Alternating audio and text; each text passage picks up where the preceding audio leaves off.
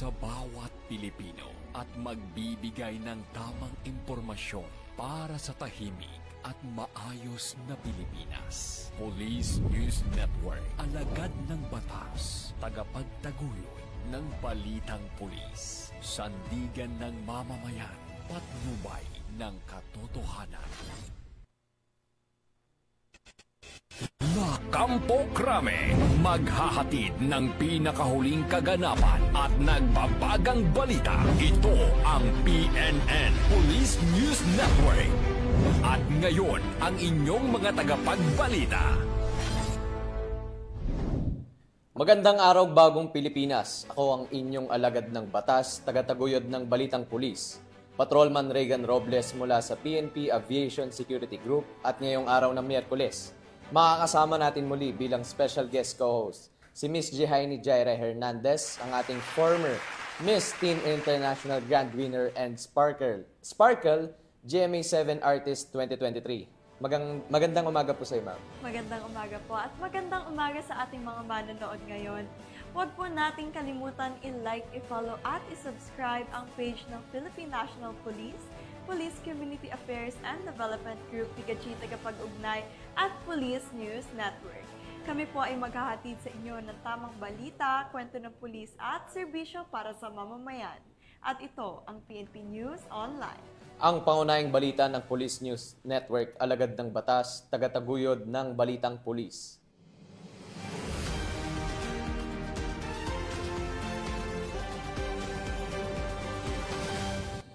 Narito ang mga balitang dapat niyong abangan. Suspect sa basag kotse na modus, arestado sa loob ng 2 minuto.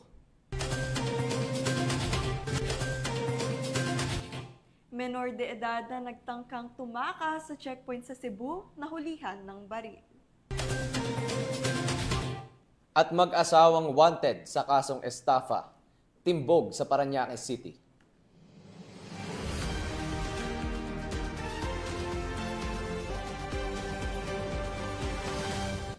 Narito ang mga balitang hatid ng ating PNN correspondents mula sa iba't ibang panig ng bansa.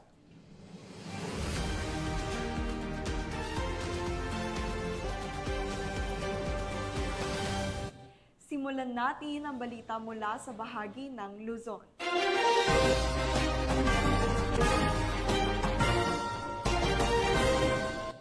Sa mabilis na pagresponde ng kapulisan sa isang insidente ng carnapping at bilang pagtugon sa direktiba ni PNP Chief Police General Nicolas Torre III, hingil sa 5-minute response time, agad na naaresto ng mga otoridad ang isang suspect na sangkot sa basag kotse modus sa loob lamang ng 2 minuto matapos ang insidente sa Mandaluyong City. Ang tagumpay na ito ay patunay ng determinasyon ng pambansang pulisya sa napalakasin ang police visibility at epektibong crime response sa pamamagitan ng pinaigting na presensya sa mga lansangan. Alinsunod sa kampanya ng PNP na mas mapababa ang insidente ng krimen at mapanatili ang kaayusan at kapayapaan sa komunidad. Patrolwoman Jenny May Dolor sa report. Walang takas ang sospek sa pagnanakaw sa isang kotseng nakaparada lamang sa parkingan sa kahabaan ng Boni Avenue, Barangay Plainview, Mandaluyong City.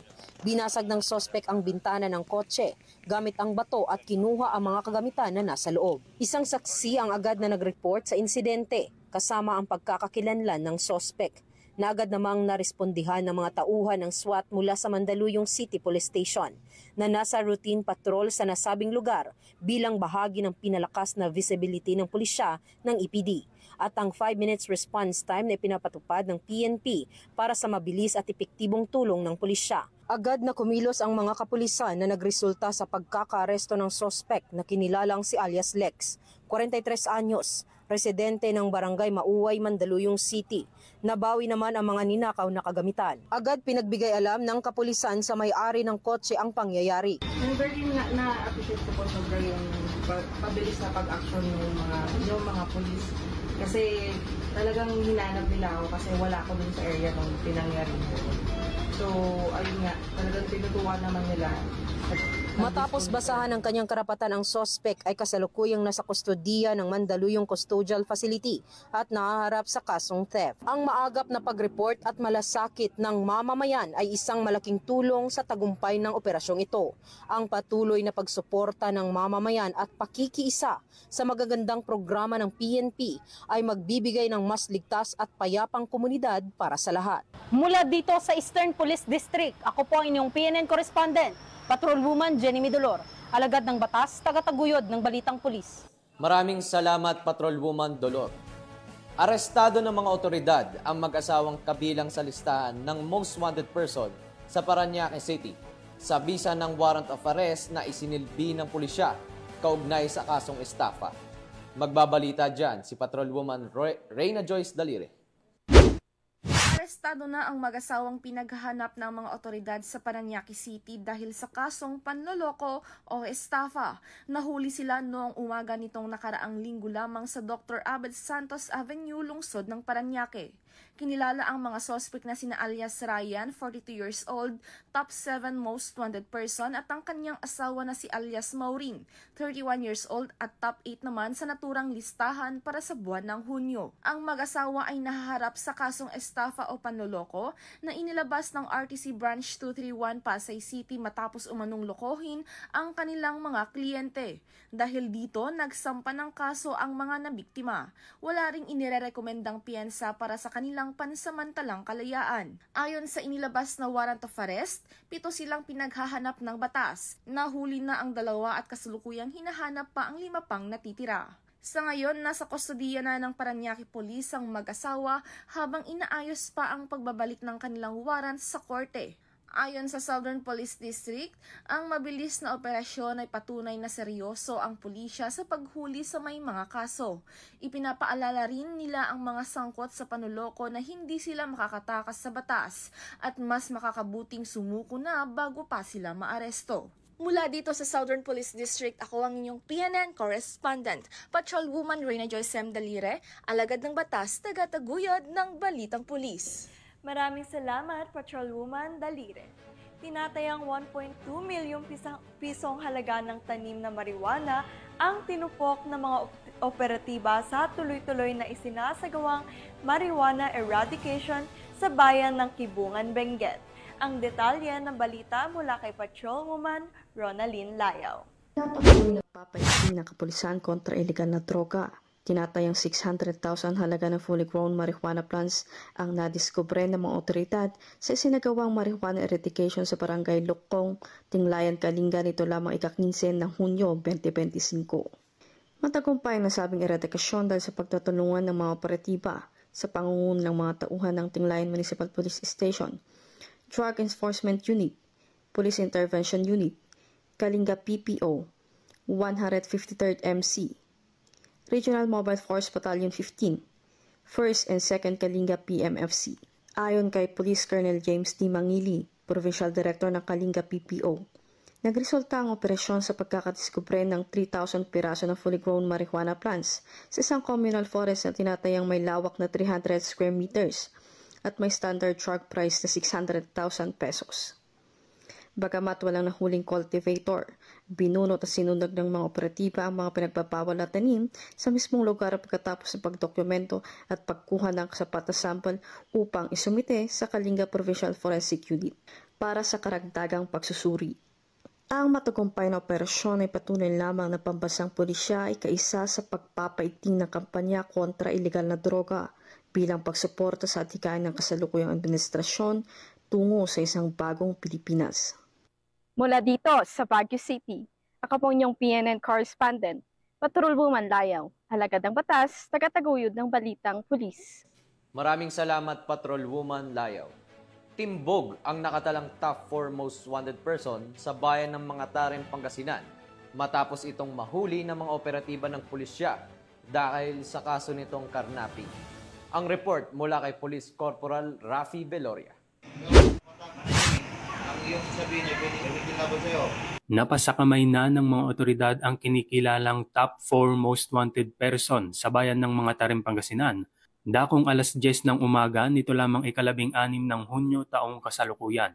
Kinilala ng mga otoridad ang suspect na si alias Tommy, 49 na taong gulang, may asawa, isang construction worker at residente ng barangay Umangan, mga Tarem, Pangasinan. Ang operasyon ay isinagawa ng mga tauhan ng mga Tarem Municipal Police Station alinsunod sa warrant of arrest na nilagdaan ni Honorable Vincent Espinosa Lamog, Acting Presiding Judge, Regional Trial Court, Branch 38, Lingayen, Pangasinan, kaugnay sa kasong paglabag sa New Anti-Carnapping Act of 2016 na may piyansang nagkakahalaga ng 300,000 piso para sa kanyang pansamantalang kalayaan. Ang suspect ay nasa kustudiya ngayon ng mga Tarem Municipal Police Station para sa dokumentasyon at tamang disposisyon. Patuloy naman na pinapaigting ng ating mga kapulisan ang kanilang kampanya laban sa kriminalidad upang matiyak ang kaligtasan ng bawat mamamayan. Mula dito sa Ilocos Region, ako ang inyong PNN correspondent, Police Corporal Rafi Viloria, alagad ng batas, tagataguyod ng Balitang Pulis. Maraming salamat, Police Corporal Viloria.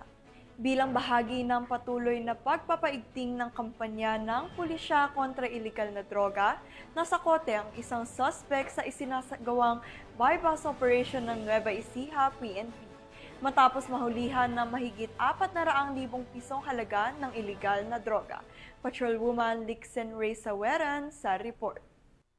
Aresto ang isang high-value individual sa isinagawang buy-bust operation ng Zaragoza Municipal Police Station Drug Enforcement Unit, PIDEA Nueva Ecija at Provincial Police Drug Enforcement Unit ng Nueva Ecija Police Provincial Office sa Barangay Santo Rosario, Yang, Zaragoza, Nueva Ecija. Kinilala ni Police Colonel Ferdinand D. Hermino, Provincial Director ng Nueva Ecija PPO, ang suspect na si alias Bong, 52 anyos na lalaki, walang asawa at residente ng Barangay Mountain View, Mariveles, Bataan. Nakumpirma ang bentahan ng iligal na droga matapos makabili ang isang PNP posture buyer ng isang sachet ng inihinalang shabu kapalit ng 3,000 pesos. Sa isinagawang protective search, na-recover mula sa suspect ang karagdagang 2 sachet ng inihinalang shabu, marked money at isang kulay itim na touchscreen cellphone. Tinatayang 57 gramo ng inihinalang shabu na nagkakahalaga ng 387,600 pesos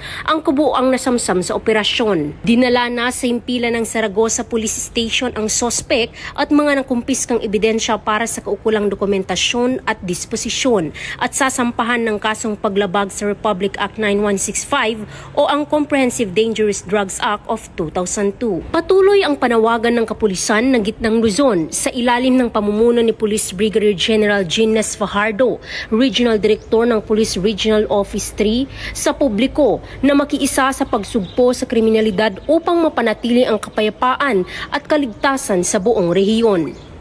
Mula dito sa Gitnang Luzon, ako ang inyong PNN correspondent, Patrolwoman Lixen Ray Saweran, alagad ng batas, tagataguyod ng Balitang Pulis.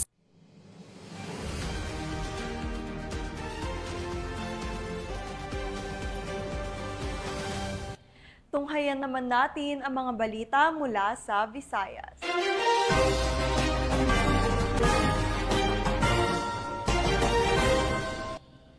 Walang kawala sa batas ang isang minor de edad nang mahulihan ng baril matapos tangkaing tumakas sa itinayong checkpoint ng pulisya sa bayan ng Liloan, Cebu. Patuloy naman ang Philippine National Police sa pagpapatupad ng mahigpit na seguridad at checkpoint operation sa buong bansa upang masawata ang paglaganap ng iligal na gawain at matiyak ang kaligtasan ng mamamayan. Yan ang tinutukan ni Patrolwoman Judith Ticanor. Isang 17 taong gulang na estudyante ang nahuli ng mga otoridad matapos tangkain ang pagtakas mula sa isang checkpoint operation na isinagawa ng mga pulis nito lamang nakaraan dakong 1:30 ng madaling araw sa Sitio Sambag, Barangay San Vicente, Liloan, Cebu. Kinilala ni Police Major Maui Arcilla, Chief of Police na Liloan Municipal Police Station, Cebu Police Provincial Office, ang suspect na si Christian, 17 taong gulang at residente ng Sitio Kugon, Barangay San Vicente, Liloan, Cebu. Ayon sa ulat, pinahinton mga nagpapatrolyang pulis sa isang motorsiklo matapos mapansing walang suot na helmet ang driver. isang malinaw na paglabag sa batas trapiko. Sa halip na huminto, tinangka ng mga sakay ng motorsiklo na tumakas, dahilan para magsimula isang maikling habulan. Na-corner ng mga pulis ang motor at agad bumaba ang isa sa mga backrider na sinubukang tumakas sa pamamagitan ng pagtakbo, ngunit naabutan ito ng mga kapulisan. Sa isinagawang body search, nakuha mula sa kanyang baywang isang caliber .38 revolver na walang serial number at may lamang 4 na bala. Dahil dito, agad siyang dinala sa himpilan ng pulisya at isinailalim sa kustudiya bilang child in conflict with the law. Siya ay maharap sa kasong paglabag sa Republic Act No. 10591 o Comprehensive Firearms and Ammunition Regulation Act. Patuloy ang investigasyon ng mga otoridad habang isinasagawa ang kaukulang proseso alinsunod sa batas para sa mga minor de edad. Ang insidente ay patunay ng kahalagan ng mas pinaigting na pagpapatrolya at masusing checkpoint operations ng mga kapulisan upang mapigilan ang paglaganap ng ilegal na armas para makamit ang isang ligtas at mapayapang komunidad. Mula dito sa Police Regional Office 7, ako ang inyong Police News Network Correspondent, Patrolwoman Judith Nicanor, alagad ng batas, tagataguyod ng Balitang Pulis. Maraming salamat, Patrolwoman Nicanor. Matagumpay na nakumpiska ng Iloilo City PNP mula sa 2 drug suspect ang hinihinalang shabu at marijuana na may kabuang halaga ng mahigit 800,000 piso sa isang operasyon laban sa iligal na droga.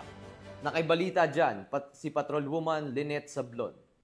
Estado ang 2 high-value individuals sa isang matagumpay na anti-illegal drug operation na isinagawa ng Iloilo City Police Office City Drug Enforcement Unit sa Barangay Lubok, Lapus, Iloilo City nito lamang 16 ng Hunyo, taong kasalukuyan. Hinala ang mga suspect na sina alias Janron, 35 taong gulang, binata, residente ng Barangay Nabitasan na Paz, Iloilo City, at si alias Rodolfo, 31 taong gulang, residente ng Barangay Lapus Norte, Lapus, Iloilo City. Ayon sa ulat ng pulisya, isinagawa ang bypass operation ng ICPO-CDEU, katuwang ang PDEG, SOOU-6 at ICPS-8.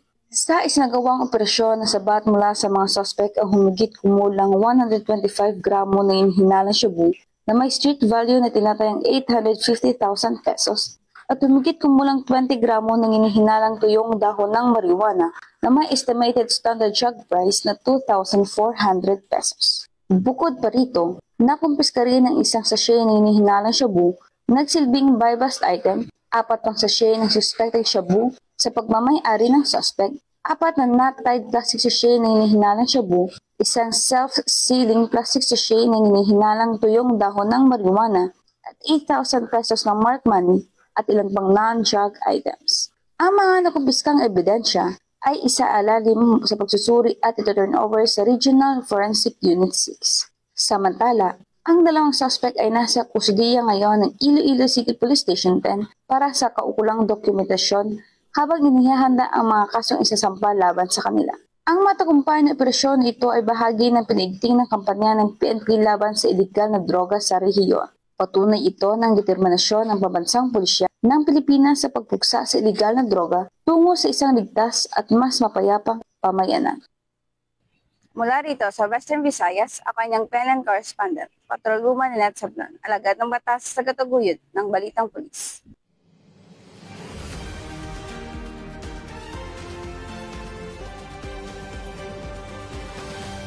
Narito naman ang mga balita mula sa bahagi ng Mindanao.